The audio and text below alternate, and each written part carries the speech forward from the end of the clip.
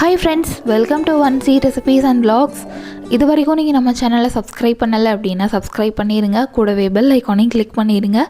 இன்றைக்கி நம்மளோட சேனலில் ஒரு சூப்பரான ஹெல்த்தியான குயிக்காக செய்யக்கூடிய ஒரு பிரேக்ஃபாஸ்ட் ரெசிபி தான் பார்க்க போகிறோம்.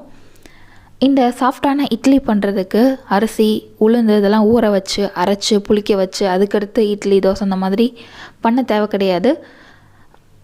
அதை சோக் பண்ணி குயிக்காக ஒரு இட்லி ப்ரிப்பேர் பண்ணிடலாம். அதாவது ஓட்ஸ் ரவை இது ரெண்டையும் வச்சு நல்ல சாஃப்டான இட்லி சூப்பராக ப்ரிப்பேர் பண்ணலாம். எப்படி பண்ணுறதுன்னு இந்த வீடியோ பார்த்து நம்ம தெரிஞ்சுக்கலாம். ஃபஸ்ட்டு நம்ம ஒரு பவுலில் 2 கப் அளவு ஓட்ஸ் எடுத்துக்கலாம். இது வந்து நார்மல் ஒயிட் ஓட்ஸ் இது. இப்போ இந்த ஓட்ஸை ஒரு ட்ரையான மிக்ஸி எடுத்துக்கோங்க. அதில் சேர்த்து பவுடர் பண்ணி எடுத்துக்கணும். இப்போ பவுடர் பண்ண ஓட்ஸை நம்ம எடுத்து வச்ச பவுல்லே சேர்த்துக்கலாம். ஓட்ஸ் பவுடர் ரெடி ஆயிடுச்சு. இப்போது அடுப்பில் ஒரு கடாய் வச்சுருங்க. அது நல்லா சூடான பின்னாடி நம்ம பவுடர் பண்ண ஓட்ஸ் அதில் சேர்த்து அது நல்லா சூடாகிற வரைக்கும் இந்த மாதிரி லைட் ஹீட்டில் இந்த மாதிரி ஃப்ரை பண்ணணும். அந்த ஓட்ஸ் பவுடர் வந்து ஹீட் ஆயிடுச்சு அப்படின்னு தொட்டு பார்த்தா தெரிஞ்சிடும். ஹீட் ஆன உடனே ஃப்ளேம் ஆஃப் பண்ணிவிட்டு நம்ம எடுத்து வச்ச அதே பவுலில் கொட்டிடுங்க. இப்போது அதே கடாய் மறுபடியும் ஹீட் பண்ணி எந்த கப்பில் ஓட்ஸ் மெஷர் பண்ணமோ அதே கப்பில் 2 கப் அளவு ரவை எடுத்துக்கலாம். நல்லா ஃபைனான குருணையாக இருக்கிற மாதிரி ரவை இருந்தது அப்படின்னா ரொம்ப நல்லாயிருக்கும். அதாவது ரவை உப்புமா பண்ணுறதுக்கும் நல்லாயிருக்கும், இந்த மாதிரி இட்லி தோசை பண்ணுறதுக்கும் ரொம்ப நல்லாயிருக்கும். அந்த மாதிரி ரவையாக பார்த்து வாங்கிக்கோங்க. சப்போஸ் நீங்கள் வாங்கியிருக்கிற ரவை கொஞ்சம் பெரிய சைஸ் குருணையாக இருக்குது அப்படின்னா மிக்சியில் சேர்த்து லைட்டாக பவுடர் பண்ணிவிட்டு கூட ஆட் பண்ணலாம். இப்போ அந்த ரவையும் நல்லா சூடாகிற வரைக்கும் வறுத்துட்டு அதையும் நம்ம ஓட்ஸ் எடுத்த பவுல்லே கொட்டிடுங்க.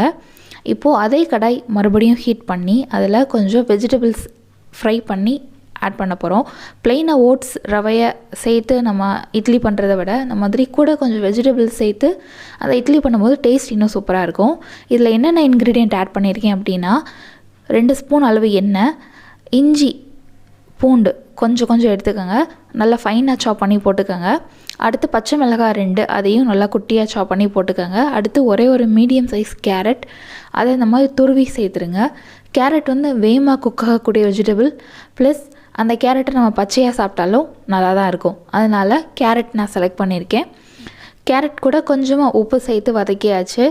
கூட கொஞ்சம் கருவேப்பிலையும் ஆட் பண்ணிக்கலாம். இந்த கேரட் கூட நீங்கள் எக்ஸ்ட்ரா வெஜிடபிள்ஸ் சேர்க்கணுன்னு நினச்சிங்கன்னா பீன்ஸு, பச்சை பட்டாணி இந்த மாதிரியும் சேர்த்துக்கலாம். ஆனால் அந்த காய் கொஞ்சம் வேக வச்சு ஆட் பண்ணணும்.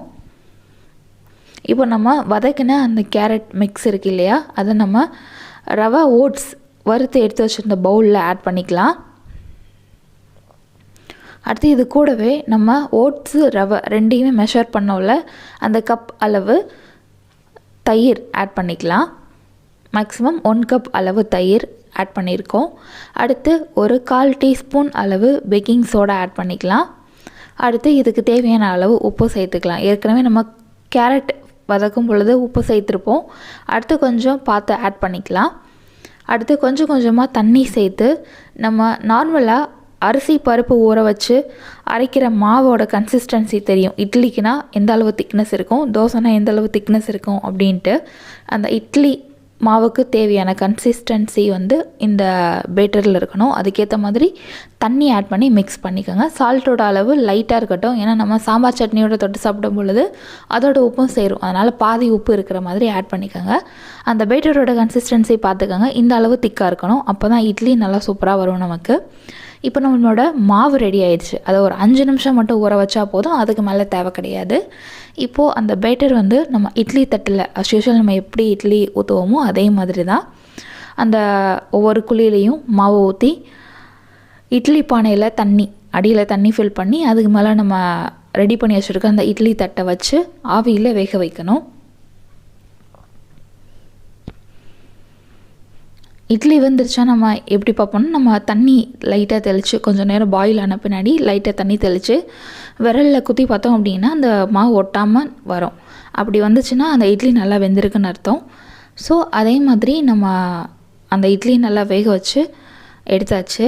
இப்போ அந்த மாதிரி ஸ்பூன் யூஸ் பண்ணி ஒவ்வொரு இட்லியாக எடுத்து ஹாட் பாக்ஸில் வச்சிடலாம். நம்ம துணி யூஸ் பண்ணி வைக்கிற இட்லி அப்படின்னா துணியோட கவுத்தனோன்னா விழுந்துடும். இது வந்து டைரெக்டாக அந்த தட்டிலே நம்ம ஊற்றுறனால ஸ்பூனில் எடுத்தால் தான் உடையாமல் நம்ம எடுக்க முடியும். ரொம்ப சூப்பராக இருக்கும், நல்லா சாஃப்டாக இருக்கும், டேஸ்ட்டும் சூப்பராக இருக்கும். ரொம்ப ஹார்டாக இருக்கும் இந்த மாதிரி இட்லி அப்படின்னு நினைக்க வேணாம்.